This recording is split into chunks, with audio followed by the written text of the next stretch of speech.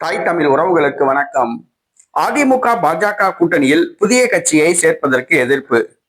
அதிமுக பாஜக கூட்டணியில் புதிய கட்சியை சேர்ப்பதற்கு எதிர்ப்பு என்ற தலைப்பில் இந்த காணொலியை காண்கிறோம். 2026 புதுச்சேரி சட்டசபை தேர்தல்.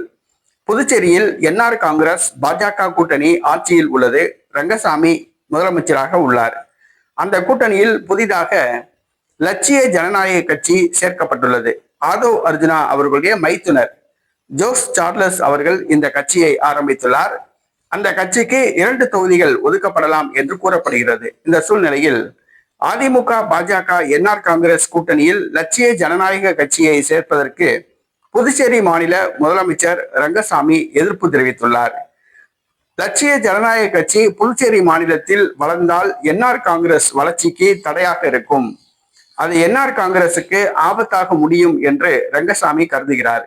ஏனென்றால் லட்சிய ஜனநாயக கட்சி ஜோஸ் சார்லஸ் அவர்கள் கோடிக்கணக்கான ரூபாய் புதுச்சேரியில் இறைத்து சமூக சேவை செய்து வருகிறார். மக்களை கவர்ந்து வருகிறார். இது ரங்கசாமியின் கண்களுக்கு உறுத்தலாகியுள்ளது. ஆகவே லட்சிய ஜனநாயக கட்சியை அதிமுக பாஜக என்ஆர் காங்கிரஸ் கூட்டணியில் தேசிய ஜனநாயக கூட்டணியில் சேர்க்கக்கூடாது என்று எதிர்ப்பு தெரிவித்துள்ளார். பாஜக இன்னும் முடிவு செய்யவில்லை.